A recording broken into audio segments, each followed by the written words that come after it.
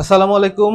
আশা করি সবাই ভালো আছো। তো আমি তোমাদের রাহাতুল ইশাক ভাইয়া, MBBS from Dhaka medical college. তো আজকে তোমরা দেখতে পাচ্ছ আমি যে টপিকটা পড়াবো সেটা হচ্ছে ডাইভারজেন্স গ্রেডিয়েন্ট কার্ভ। তো ইউজুয়ালি হচ্ছে আমি তোমাদের বায়োলজি ক্লাস আপলোড করে থাকি ইউটিউবে, বাট ফিজিক্সও কিন্তু আমি পড়াই এবং ফিজিক্সের প্রতি আমি অনেক বেশি প্যাশনেট আর কি অলওয়েজ।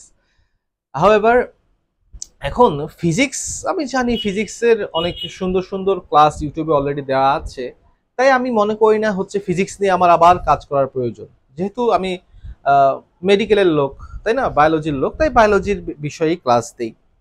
তারপরও ফিজিক্সে আমার মনে হয় যেহেতু আমি পড়াই, তো সিলেবাসের সাথে খুব ভালো একটা পরিচিতি আমার আছে।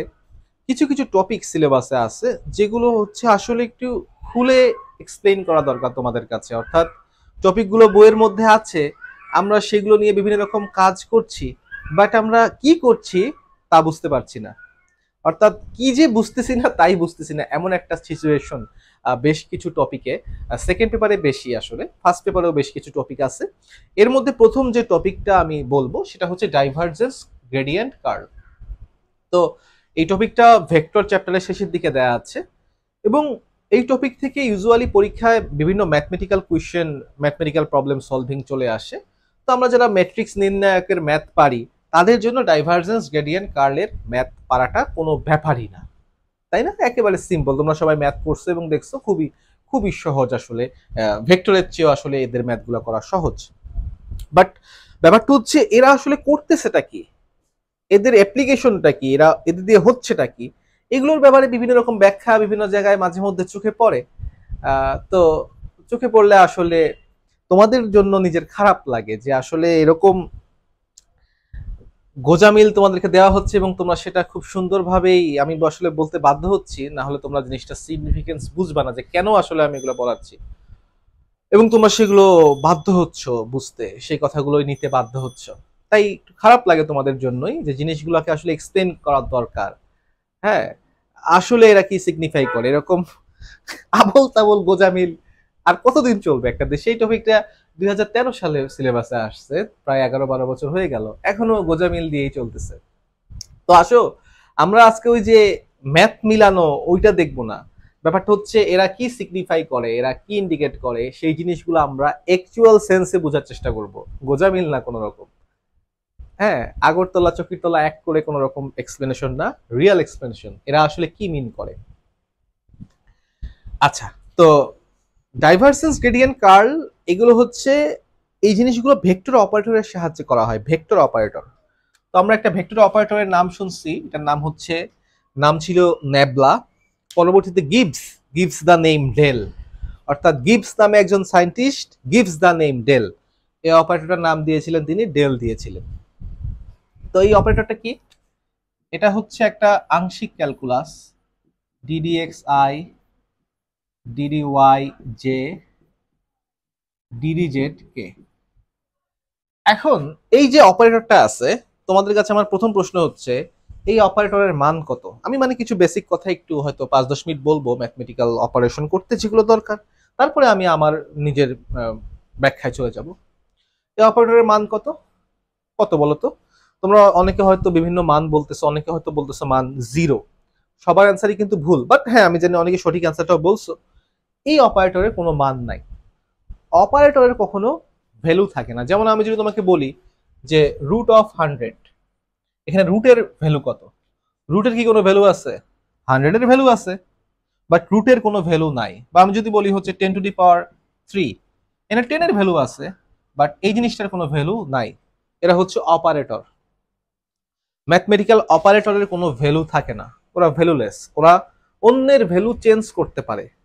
যেমন দেখো এই স্কোয়ার রুট অপারেটরটা যখন 100-এর উপর অ্যাপ্লাই করা হচ্ছে ভ্যালু হয়ে যাবে 10।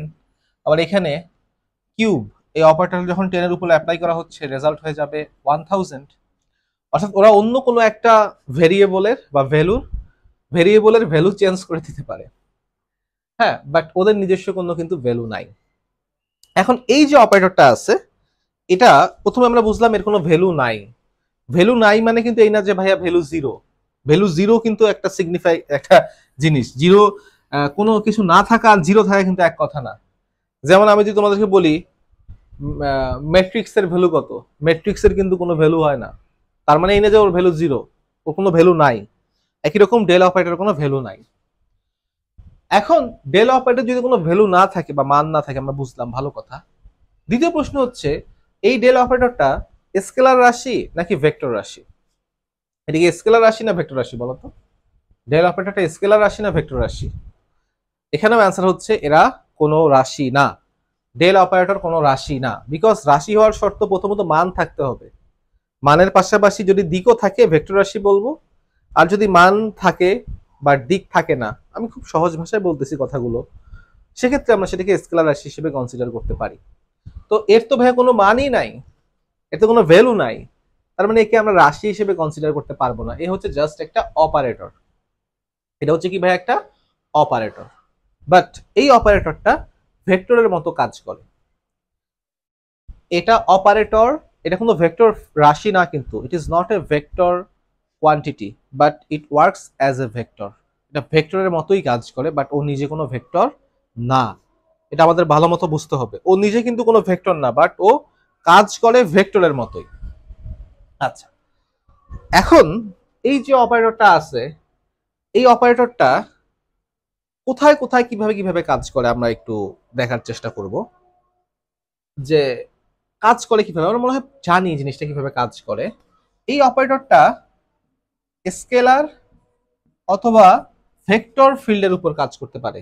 স্কেলার অথবা ভেক্টর ফিল্ড, স্কেলারের উপরও কাজ করতে পারে, ভেক্টরের উপরও কাজ করতে পারে। ঠিক আছে, তো দেখো কাজ করলে কি হয় ব্যাপারটা।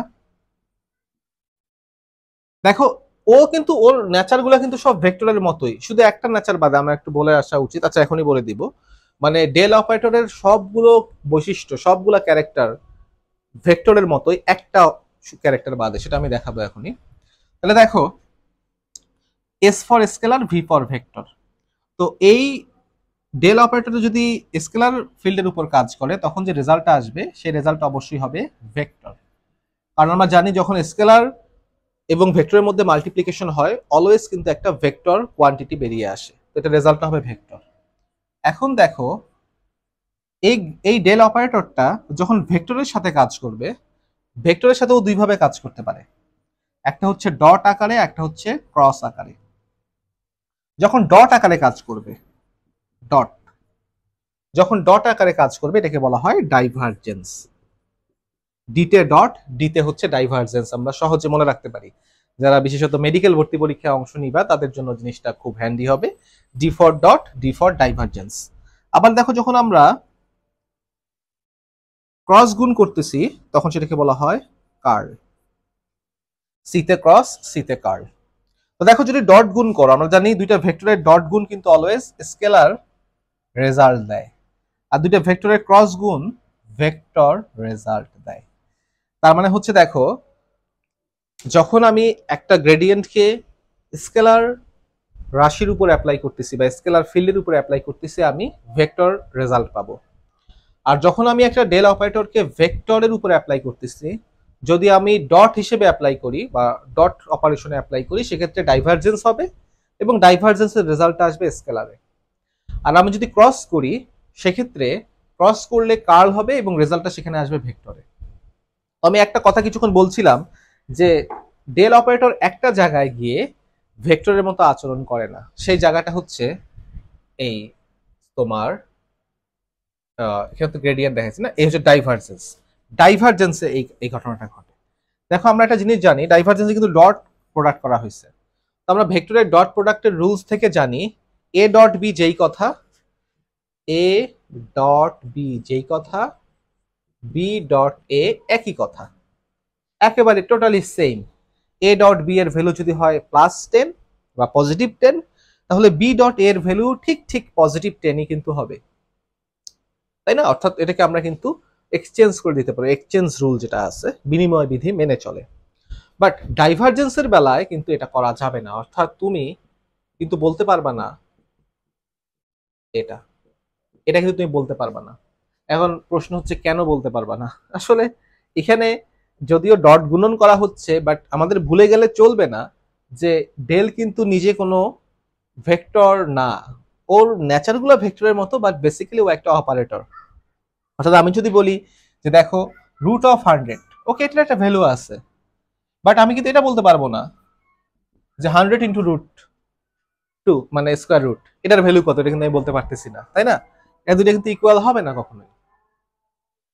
তার মানে দেখো এই জিনিসটার একটা ভ্যালু আছে, এটার একটা মিনিং আছে, বাট এই যে পরের যে জিনিসটা এখানে তুমি যখন ডেল অপারেটরকে ভেক্টরের পরে রাখতেছো, পরে রেখে ডট গুণ করতেছো, এটা আসলে কোনো ভ্যালুই নাই, কোনো সিগনিফিকেন্সই নাই, এটা হয়ই না।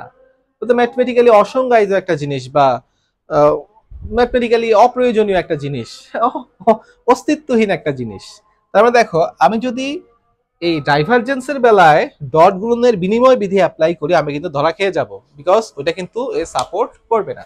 এই জিনিসটা আমি বলতে চাচ্ছিলাম যে ডেল অপারেটরের সবগুলা বৈশিষ্ট্যই ভেক্টরের মতো, বাট ডট গুণনের যে বিনিময় বিধি আছে, এই বিনিময় বিধিটা কিন্তু আমার ডেল অপারেটর মানে না।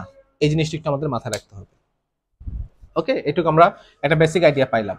এখন এই অপারেটরটা কিভাবে কাজ করে, আমাদের মধ্যে অনেকের প্রশ্ন থাকতে পারে যে অপারেটরটা কিভাবে কাজ করে।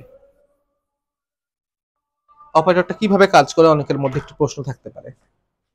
যে দেখো প্রথমে আমাদেরকে বুঝতে হবে স্কেলার রাশি কি আর স্কেলার না, এটা একটু পরে বুঝাই। প্রথমে দেখো এটা হচ্ছে একটা ডেল অপারেটর, আর মনে করো একটা ফাংশন আছে আমার কাছে, সেটা স্কেলার ফাংশন হতে পারে, ভেক্টর ফাংশন হতে পারে। তো একটা ফাংশন মনে করো এরকম 2x প্লাস 3y² 4z। প্রথমে তোমাকে বলতে হবে এটা স্কেলার ফাংশন না ভেক্টর ফাংশন, এটা স্কেলার ফাংশন না ভেক্টর ফাংশন, বল দেখি ভাইয়া। এটা হচ্ছে অবভিয়াসলি এটা একটা স্কেলার ফাংশন। কিভাবে বুঝলাম? বিকজ এখানে কোনো I cap, J cap, K cap এগুলো কিন্তু নাই। এগুলো যদি থাকতো, এরা আমরা জানি হচ্ছে আয়ত একক ভেক্টর, ওরা বিভিন্ন ডিরেকশন ইন্ডিকেট করতো, বাট এখানে ডিরেকশন ইন্ডিকেট করার মতো কেউ নাই, তাই এটা হচ্ছে একটা স্কেলার ফিল্ড। এখন এই স্কেলার ফিল্ডের উপর আমার ডাইভারজেন্স অ্যাপ্লাই করা হবে। তাহলে দেখো যেহেতু এই ফাংশনটা একটা স্কেলার ফিল্ডের উপর যখন তুমি ডেল অপারেটর অ্যাপ্লাই করতেছো, তখন কিন্তু এটা হয়ে যাবে কি বলো দেখি ভাইয়া, গ্রেডিয়েন্ট। তখন এটা কি হয়ে যাবে ভাইয়া, গ্রেডিয়েন্ট হয়ে যাবে। এবং এই গ্রেডিয়েন্ট আমরা কিভাবে করব বলতো, ddxi, আমি একটু একটা করে দেখাই ম্যাথ। হ্যাঁ, 2x 3y² 3z। এখানে এই অপারেটরের একটা ইউনিক বৈশিষ্ট্য হচ্ছে, এখানে আমরা জানি আমাদের নর্মাল সেন্সে যে এক্স, ওয়াই, জেড এই তিনজনই কিন্তু ভেরিয়েবল বা চলক, তাই না? মানে আমাদের দৃষ্টিকোণ থেকে, আমাদের চোখে এক্সও চলক, ওয়াইও চলক, জেডও চলক। বাট এইখানে তুমি যে অপারেটরটা দেখতে পাচ্ছো ddxi, ওর চোখে এক্স একটা চলক, বাট ওয়াই এবং জেড চলক নয়। ওয়াই এবং জেড ওর চোখে হয়ে যায় কি, ধ্রুবক। এবং ধ্রুবকের যখন ডিফারেন্সিয়েশন হবে, তখন রেজাল্ট হবে কত ভাইয়া, 0। বুঝতে পারছি কিনা ব্যাপারটা? তাহলে এটা আমাদের মাথায় রাখতে হবে একটু এখানে, যে এই অপারেটরের কাছে এই জিনিসটা একটা চলক, বাট এই দুইজন হচ্ছে কি ভাইয়া, ধ্রুবক। আবার এর কাছে, এই অপারেটরটার কাছে এই জিনিসটা ধ্রুবক, এটাও ধ্রুবক, এটা হচ্ছে একটা চলক। মানে যেখানে ওয়াই আছে, ওয়াই গুলোই শুধু শুধু তার কাছে কি ভাইয়া, চলক। বাকি সকল চলককে সে ধ্রুবক হিসেবে কনসিডার করবে। দেখো যেখানে জেড আছে, জেড থাকলে সে শুধুমাত্র জেডকেই চলক ধরবে, এক্স এবং ওয়াই কে তার চোখে ধ্রুবক মনে হবে, এবং যখনই ধ্রুবক মনে হবে সেটার ডিফারেন্সিয়েট করলে রেজাল্ট আসবে 0। এইটা একটু আমাদের মাথায় রাখতে হবে। এবং আমি মনে হয় যারা ক্লাসটা করতেছো যথেষ্ট আগ্রহী স্টুডেন্টরাই আসলে ক্লাসটা করতে আসছো, এবং এতক্ষণ পর্যন্ত যারা করছো, আমার ক্লাসটা এতক্ষণ কেউ করে না, 14 মিনিট পর্যন্ত যারা আছে তারা এগুলো পারো, ভালো মতো পারো বলেই করতেছো। কেমনে করে না করে এগুলো সবাই জানো, ওটা নিয়ে আমি আর যাবো না। আমি এখন চলে যাই হচ্ছে গ্রেডিয়েন্টে। আমি গ্রেডিয়েন্টটা প্রথমে দেখাই যে গ্রেডিয়েন্ট জিনিসটা কি। আমার অনেক দিনের আশা ছিল এটা আমি একটু এক্সপ্লেন করি। গ্রেডিয়েন্ট, তো ভাই গ্রেডিয়েন্ট মানে কি, ডাইভারজেন্সকে আমি স্কেলার ফিল্ডের উপরে অ্যাপ্লাই করব, এটাই তো গ্রেডিয়েন্ট, তাই না? এটাই তো গ্রেডিয়েন্ট, ডাইভারজেন্সকে আমি স্কেলার ফিল্ডের উপরে অ্যাপ্লাই করব। ওকে, তাহলে দেখো আমি তোমাকে এখন একটা সিচুয়েশন দিচ্ছি, যে তোমাকে আমি মনে করে বললাম যে একটা ইটের ভর m = 10 কেজি। হ্যাঁ, তুমি এটার গ্রেডিয়েন্ট বের করে দাও, গ্রেডিয়েন্ট অফ এম কত হবে? করো তো ভাই, বের করো তো সবাই। যারা ম্যাথ দেখলেই চাপায় পড়ি আমরা অনেকে আছি, বা অনেকে ম্যাথ বানাই, বাট ম্যাথ হচ্ছে কিনা সেটা আগে বুঝতে হবে। যে আমি বললাম যে একটা ইটের ভর 10 কেজি, এবার তোমাকে বললাম যে এটা গ্রেডিয়েন্ট করো। যে দেখো ভর, সবাই ছোটবেলা থেকে শিখছি ভর তো স্কেলার রাশি, তাই না? ভর তো স্কেলার, তাই যে স্কেলার আছে। এবার এটা গ্রেডিয়েন্ট করো, করে বলো এটার ভ্যালু কত আসবে। করো দেখি, গ্রেডিয়েন্ট করো তো। অনেকে হয়তো করে ফেলতেছো, করে ফেলো দেখি। আচ্ছা, ঘটনা হচ্ছে ভাইয়া, এই যে এম আমি যেটা বলছি এম ইকুয়ালস টু 10 কেজি, প্রথম প্রশ্ন হচ্ছে এটা কি গ্রেডিয়েন্ট করা সম্ভব? অ্যান্সার হচ্ছে না, এটার গ্রেডিয়েন্ট করা সম্ভব না। এটার গ্রেডিয়েন্ট করা সম্ভব না, এটার গ্রেডিয়েন্ট করা যায় না। তাহলে গ্রেডিয়েন্ট, ভাই স্কেলার তো, তাহলে গ্রেডিয়েন্ট করা যাবে না কেন? এখানে ভাই ব্যাপারটা হচ্ছে, একটা জিনিস হচ্ছে স্কেলার কোয়ান্টিটি বা রাশি, একটা স্কেলার কোয়ান্টিটি, আর একটা হচ্ছে স্কেলার ফিল্ড। দুইটা কিন্তু এক কথা না। স্কেলার কোয়ান্টিটির একটা সাবটাইপ হচ্ছে স্কেলার ফিল্ড। অর্থাৎ আমার কাছে যদি একটা স্পেস থাকে বা একটা সারফেস থাকে, মানে আমি বাংলা নামগুলোও বলি, যে একটা যদি আমার কাছে একটা তল থাকে, সেই তলে অনেকগুলা পয়েন্ট আছে, এবং প্রতিটা পয়েন্টের জন্য যদি আলাদা আলাদা একটা স্কেলার রাশি থাকে, তাহলে সেই তলটাকে আমরা একটা স্কেলার ফিল্ড বলতে পারি। মনে করি এই হচ্ছে আমার কাছে একটা তল আছে, এবং এই তলের বিভিন্ন পয়েন্টে একটা স্কেলার রাশির বিভিন্ন রকম মান আছে, তাহলে আমি এই তলটাকে একটা কি বলতে পারি? এই তলটাকে আমি একটা স্কেলার ফিল্ড বলতে পারি।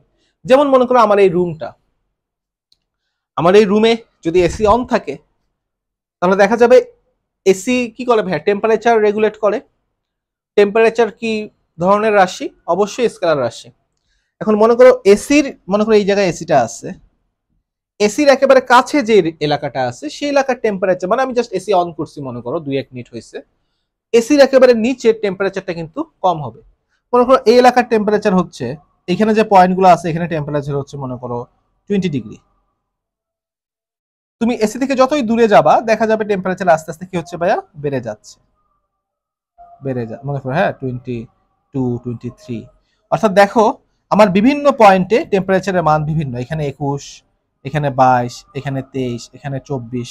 অর্থাৎ এসি থেকে যত দূরে যাচ্ছি এখানে একটা গ্রেডিয়েন্টের মতো তৈরি হয়েছে, তাই না? বা আমরা বলতে পারি একটা, মানে টেম্পারেচার একটা চেঞ্জ হয়ে যাচ্ছে। তাহলে এই রুমের বিভিন্ন পয়েন্টের বিভিন্ন টেম্পারেচারকে আমি একত্রে কনসিডার করে বলতে পারি এটা একটা স্কেলার ফিল্ড ফর্ম হয়েছে। বাট এই বহুল প্রচলিত এক্সাম্পলটাকে আমি এখানে ইউজ করতে চাই না, বিকজ আমি বলছি গোজামিল দিতে আমি আসি, তাই আমি সেই জিনিসটাই ইউজ করব যেটা দ্বারা পারফেক্টলি গ্রেডিয়েন্ট ডাইভারজেন্স কার্ভকে এক্সপ্লেইন করা যাবে। তাহলে স্কেলার ফিল্ডটা আমরা বুঝতে পারছি কি নাকি? যেমন দেখো ইটের ভর 10 কেজি, এটাকে আমরা কেন স্কেলার ফিল্ড বলতে পারি না? Why this is not a scalar field? Because আমাদের নিউটনিয়ান ফিজিক্স অনুযায়ী একটা ইট যদি বলো, হ্যাঁ এই একটা ইট, এইটের যে ভরটা আছে সেই ভরটাকে আমরা ওর কেন্দ্রের মধ্যে কনসলিডেটেড, মানে কেন্দ্রীভূত অবস্থায়, মানে আমরা কি ধরি যে বস্তুটার ভর কোথায় কাজ করতেছে? একেবারে কেন্দ্রে কাজ করতেছে, তাই না? তার মানে দেখো ওর ভরটা কিন্তু ছড়িয়ে ছিটিয়ে নাই, একটা পয়েন্টের মধ্যে আছে। তাই সেটাকে আমরা বলবো একটা scalar quantity, not scalar field. তো মনে করো কারো উচ্চতা হচ্ছে 5 ফুট 8, এটা কিন্তু তার পুরো বডির একটা মেপে উচ্চতা বলা হচ্ছে।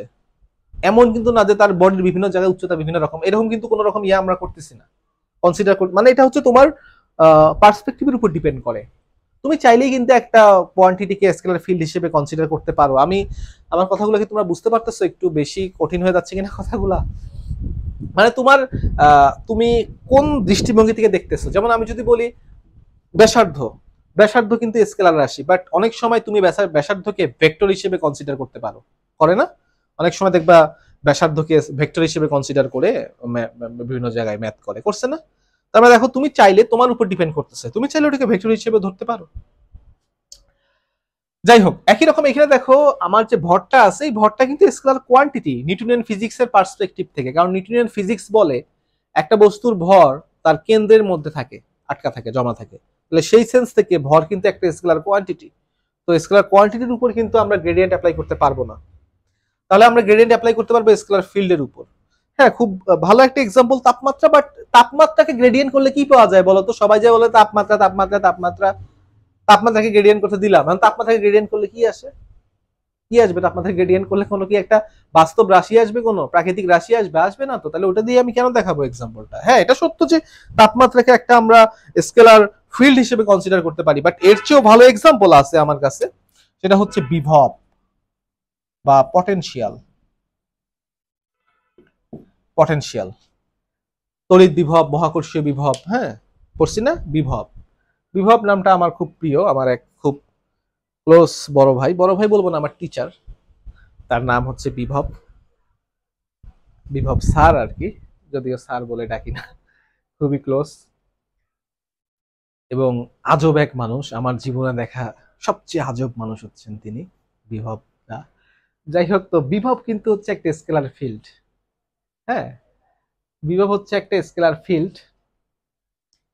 তো এই যে বিভব আছে, এই বিভব একটা পারফেক্ট এক্সাম্পল এক স্কেলার ফিল্ডের। তুমি যেই দৃষ্টিভঙ্গি থেকেই বিবেচনা করো না মানে করো না কেন, বিভবকে আমরা স্কেলার ফিল্ড হিসেবে কাউন্ট করতে পারি। কিভাবে পারি আসো সেটা একটু আমরা বুঝি।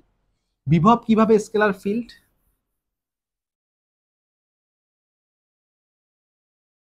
হ্যাঁ, বিভব কিন্তু একটা স্কেলার ফিল্ড। বিভব কিভাবে স্কেলার ফিল্ড খেয়াল করো ভাইয়া। মনে করো এখানে আমি একটা পজিটিভ চার্জ রাখছি। পজিটিভ চার্জ, সেটা হতে পারে +10 কুলম্ব, সেটা হতে পারে -10 কুলম্ব, সেটা হতে পারে +50 কুলম্ব। তো আমি আমাদের হিসাবের সুবিধার্থে, এমনিতেই টপিকগুলো অনেক কমপ্লেক্স, আমি আরো কমপ্লেক্স কমপ্লেক্স জিনিস এনে এটাকে আরো 12টা বাজাবো না এটা। হ্যাঁ, আমি সহজ এক্সাম্পল দিয়ে এক্সপ্লেন করব। একটা পজিটিভ চার্জ যদি আমি এখানে এনে রাখি, কি হবে বল দেখি? চারপাশে একটা তড়িৎ ক্ষেত্র তৈরি হবে, এবং তড়িৎ ক্ষেত্রের মধ্যে কি থাকে ভাইয়া? তড়িৎ বিভব থাকে। তো মনে করো এখানে আমি একটা সার্টেন অ্যামাউন্টের একটা চার্জ এনে রাখছি, সেটা হতে পারে 10 কুলম্ব বা 20 কুলম্ব, হোয়াট এভার। আমরা জানি যে চার্জ থেকে দূরে গেলে বিভব কি হয় ভাইয়া? আস্তে আস্তে কমে যায়। আমরা যদি ইকুয়েশনটা দেখি, এ ইন্টু ইউ ডিভাইডেড বাই আর, কে হচ্ছে এখানে একটা কনস্ট্যান্ট, হয়ে যে কি বলে 1/4 পাই এপসাইলন, সেটা আর কি কে। আর কিউ হচ্ছে কি ভাইয়া? কিউ হচ্ছে কোয়ান্টিটি অফ চার্জ। আর আর হচ্ছে কি ভাইয়া? আর হচ্ছে দূরত্ব, বা মানে চার্জ থেকে দূরত্ব কত। তাহলে আমরা বুঝতে পারতেছি যে চার্জ থেকে দূরত্ব যত বাড়বে, এটা কিন্তু ইনভার্সলি প্রপোর্শনাল বা ব্যস্তানুপাতিক। দূরত্ব যত বাড়বে ভোল্টেজ আস্তে আস্তে কমতে থাকবে। অর্থাৎ তুমি যদি মনে করো এখানে এসে বিভব পাইছো 10 ভোল্ট, সরি বেশি থেকে দেখাই, এখানে পাইছো মনে করো হচ্ছে তুমি 30 ভোল্ট, তাহলে আরো দূরে গেলে এখানে পাবা তুমি 20 ভোল্ট, আরো দূরে গেলে তুমি পাবা হচ্ছে কত? 10 ভোল্ট। তার মানে দেখো এই বরাবর যতগুলা পয়েন্ট আছে, সবগুলা পয়েন্টের ভোল্টেজ হচ্ছে কত ভাইয়া? 30। এই বরাবর যতগুলা পয়েন্ট আছে, সবগুলা পয়েন্টের ভোল্টেজ হচ্ছে কত ভাইয়া? 20। এই বরাবর যতগুলা পয়েন্ট আছে, সবগুলা পয়েন্টের ভোল্টেজ হচ্ছে কত ভাইয়া? 10। তাই তো? তাহলে আমরা ভোল্টেজটা বুঝতে পারতেছি কিনা?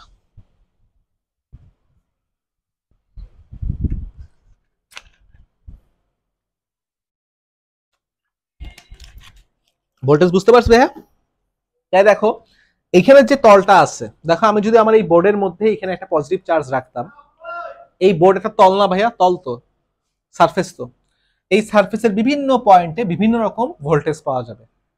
এখানে জাস্ট একটা চার্জ এনে রাখো, এখানে মাপলে ভোল্টেজ 30, এখানে 20, এখানে 10, এখানে 5, এখানে 2, 1, হ্যাঁ, এখানেও 30, এখানে 20, বিভিন্ন পয়েন্টে বিভিন্ন রকম ভোল্টেজ পাওয়া যাবে। তাহলে আমার এই যে সারফেসটা আছে, এই সারফেসে আমি যে স্কেলার কোয়ান্টিটিকে ছড়াই দিছি, সেই স্কেলার কোয়ান্টিটিটাকে আমি একটা স্কেলার ফিল্ড বলতে পারি। এখন যেহেতু এটা একটা পারফেক্টলি স্কেলার ফিল্ড হয়ে গেছে, অতএব এটার অবশ্যই গ্রেডিয়েন্ট করা যাবে, এবং এটা গ্রেডিয়েন্ট করলে একটা বাস্তব রাশি বেরিয়ে আসবে, আমরা দেখবো একটু পরে। তো আসো আমি গ্রেডিয়েন্টের, এখন গ্রেডিয়েন্টটা দেখাবো যে গ্রেডিয়েন্ট করবেটা কি। আসলে স্কেলার ফিল্ডের উপর গ্রেডিয়েন্ট কাজ করে করবেটা কি। গ্রেডিয়েন্টের যে কাজ স্কেলার ফিল্ডের সাথে, সেটা হচ্ছে, ওইখানে দেখি,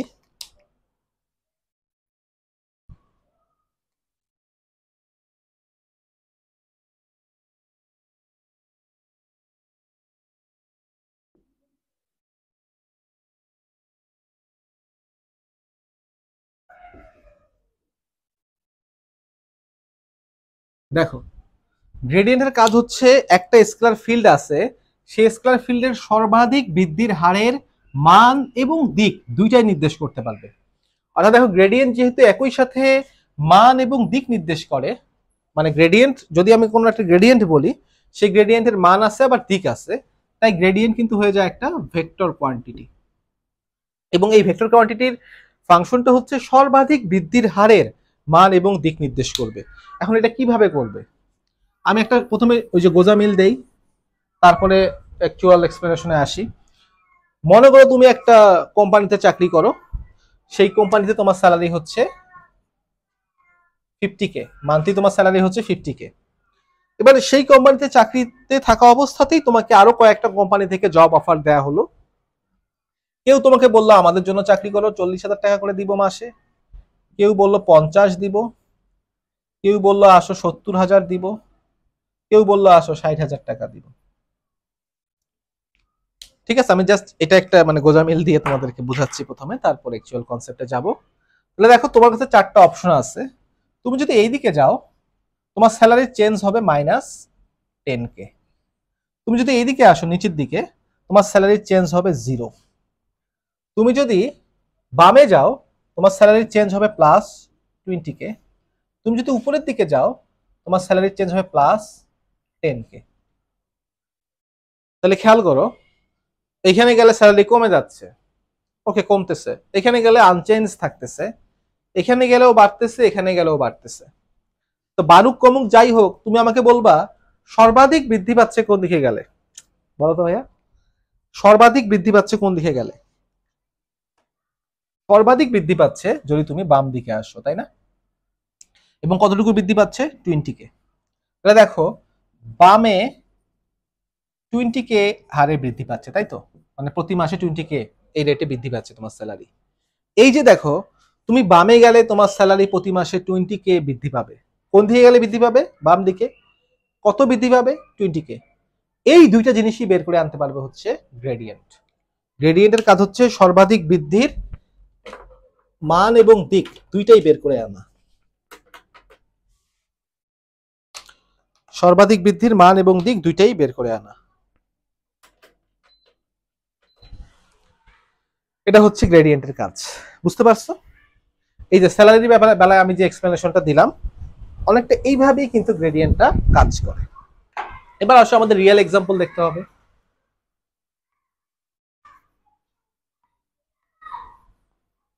ওই যে ভেক্টরের ব্যাপারটা দিয়ে দেখায় দেই, সরি বিভবের ব্যাপারটা দিয়ে দেখায় দেই, বিভব ভাই।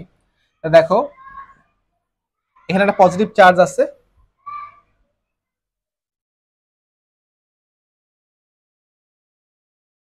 আমরা জানি পজিটিভ চার্জ থেকে যত দূরে যাব বিভব তত কি হবে ভাইয়া? কমে যাবে। সাপোজ আমরা মনে করি যে এইখানে একটা পয়েন্ট আছে, এই পয়েন্টের বিভব হচ্ছে 20, এখানে হচ্ছে 10, সরি এখানে 10 হবে না, 20-র চেয়ে বেশি হবে, এখানে 30, এখানে মনে করো কত ভাইয়া? 10। সবাইকে বুঝতেছি ভাইয়া? যেহেতু পজিটিভ চার্জ, যত দূরে যাব বিভব আস্তে আস্তে কি হবে? কমবে। তাহলে দেখো এখানে 20 আছে, এই পয়েন্টে মনে করো তুমি হচ্ছে অবস্থান করতেছো, এইদিকে আসলে 30 হবে, ওদিকে গেলে 10 হবে। তুমি যদি এই বরাবর ঠিক এখানে আসো, মনে করো এই পয়েন্টে আসো, কত হবে বলো দেখি ভাইয়া? কে গেস করে বলতে পারবে? যে কোনো একটা ভ্যালু বলো তো, এইখানে আসলে কত হবে ভোল্টেজ? বলো তো ভাইয়া কত হবে? তো আমাদের কমন সেন্স বলে এখানে ভোল্টেজ হবে 20 এবং 10 এর মাঝামাঝি। যেটা দেখো এই বৃত্ত বরাবর, এই বৃত্ত বরাবর কত? 20। এই বৃত্তের বাইরে গেলে 20-র চেয়ে কম হবে। তাহলে মনে করো এই পয়েন্টে ভোল্টেজ হচ্ছে মনে করো তোমার 16। হ্যাঁ, হ্যাঁ, বা মনে করো এদিকে যদি আসে, এখানে একটা পয়েন্ট ধরি, এখানে আসলে ভোল্টেজ হবে কত? 20 এবং 30-র মাঝামাঝি হবে, এখানে মনে করো হবে 25, তাই না? হ্যাঁ, এখানে মনে করো এখানে হবে কত? এখানে মনে করো হবে হচ্ছে তোমার 15। তার মানে দেখো আমি এখন যে পয়েন্টে আছি সেই পয়েন্টের ভোল্টেজ হচ্ছে 20, এখানেও দেখাই একটা, এখানে মনে করো হবে 24। আমি যে পয়েন্টে আছি সেই পয়েন্টের ভোল্টেজ হচ্ছে কত ভাইয়া? 20। এবার আমি কিন্তু অনেকগুলো ডিরেকশনে যাইতে পারি। আমি চাইলে সোজা সামনের দিকে যাইতে পারি, পিছনে আসতে পারি, উপরে নিচে ডানে বামে অনেক দিকে যাইতে পারি। এবার তোমরা আমাকে একটু বুদ্ধি করে বলবা, এখন আমি তোমাদেরকে হাতে দিব, এখানে দেখো অনেকগুলো অপশন আছে আমার কাছে। আমি বর্তমানে কোন পয়েন্টে আসছি? পয়েন্ট 20-তে আসছি, 20। এবার আমি চাইলে দেখো 30-তে যেতে পারি, 25, 15, 10, 16, 24 অনেকগুলা যেতে পারি। এই যে আমার কাছে ভাইয়া দেখো 6টা অপশন আছে, আসলে অপশন অসংখ্য আছে, আমি জাস্ট 6টা দেখাইলাম। এই যে আমার কাছে অনেকগুলো অপশন আছে, এর মধ্যে কোন অপশনের কাছে গেলে আমার সর্বাধিক বৃদ্ধি বেশি হবে এবং সবগুলো দূরত্ব সমান, মনে করো 1 মিটার করে, সব দিকে দূরত্ব 1 মিটার করে, বুঝো না? আমি মোটামুটি এইভাবে দেখাইছি, দূরত্ব কিন্তু সব দিকে সমানই। এটাও 1 মিটার দূরে, এটাও 1 মিটার, এটাও 1 মিটার, এটাও 1 মিটার, সবগুলো পয়েন্ট 1 মিটার দূরেই আছে, মানে এটাও 1 মিটার, সবগুলো 1 মিটার দূরে। বাট কোন দিকে গেলে তুমি সবচেয়ে বেশি বৃদ্ধি পাবা? দেখো সর্বাধিক বৃদ্ধি হবে কোন দিকে, তুমি বলো তো আমাকে ভাইয়া, কোন পয়েন্টে গেলে সবচেয়ে বেশি বৃদ্ধি পাবে? যারা আসো ক্লাসে একটু অ্যান্সার করো। আমার সবচেয়ে বেশি বৃদ্ধি পাবে যদি আমি 30-র দিকে যাই, তাই না? দেখো এই দিকে, তাহলে দেখো এই যে 30-র দিকে গেলে আমার বৃদ্ধি পেলে কত ভাইয়া? +10। এই মানটা বের করা, এবং কোন দিকে যাইতে হবে দেখো, মনে করো আমি এখানে বাম দিকে গেছি, হ্যাঁ আমি গেছি এখানে কোন দিকে ভাইয়া? বাম দিকে গেছি, বাম দিকে যাওয়াতে +10 বৃদ্ধি পাইছে। এই যে মান এবং দিক, এইটা বের করে দেওয়াই হচ্ছে গ্রেডিয়েন্টের কাজ। অর্থাৎ আমি যদি এই পয়েন্টের উপর গ্রেডিয়েন্ট করি, আমি যদি এই পয়েন্টের উপর গ্রেডিয়েন্ট করি, গ্রেডিয়েন্ট করার পর রেজাল্টটা আসবে হচ্ছে কত? +10 কে কোন দিকে? বাম দিকে। এটা গ্রেডিয়েন্ট নিয়ে আসবে আমাদের কাছে। এখন এই গ্রেডিয়েন্টটাকে আমরা কিভাবে কাজে লাগাইতে পারি? দেখো আমরা দুটো জিনিস জানি। দেখো এটা আমি বলছিলাম যে তাপমাত্রাকে গ্রেডিয়েন্ট করলাম, আমি করলে কি কিছু পাবো? কিছুই পাবো না। বাট বিভবকে আমি যদি গ্রেডিয়েন্ট করি, সেক্ষেত্রে আমি একটা প্রাকৃতিক রাশি পাবো। এবার একটা জিনিস হচ্ছে বিভব Q/R, একটা হচ্ছে প্রাবল্য E দিয়ে প্রকাশ করা হয়।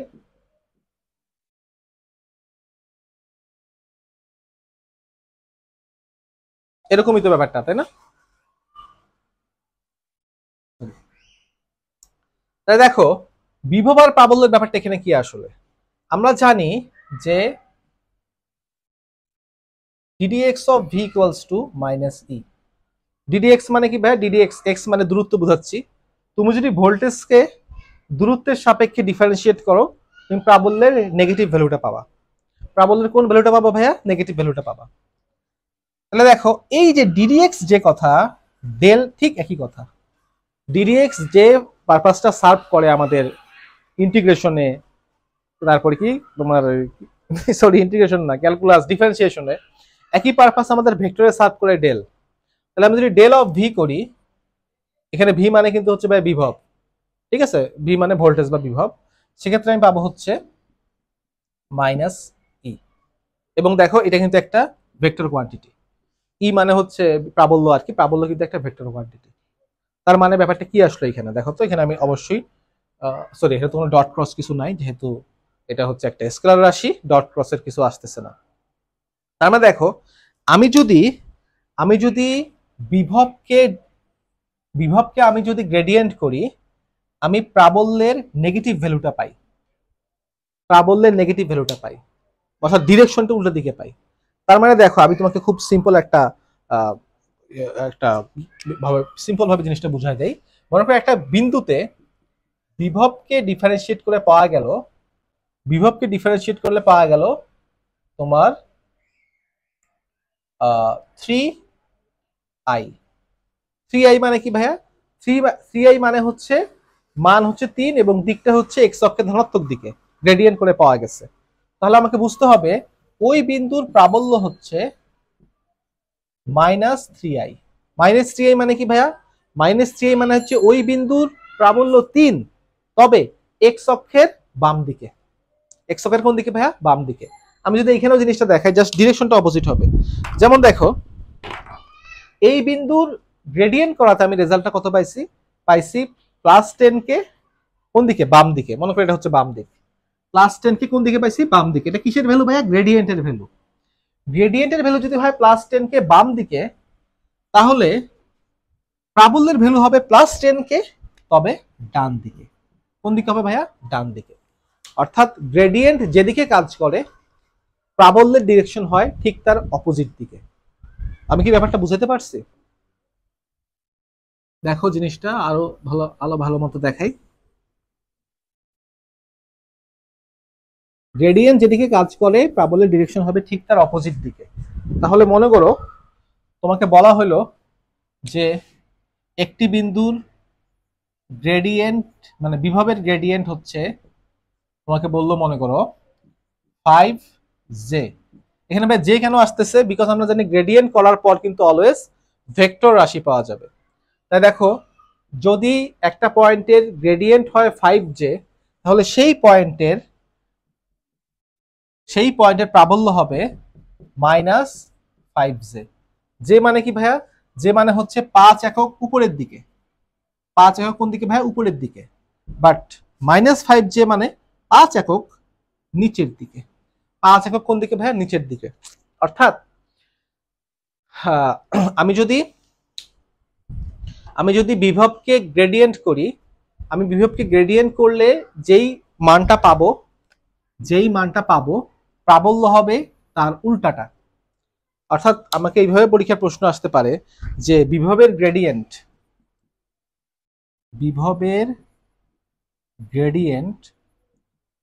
ও প্রাবল্যের মধ্যবর্তী কোণ কত?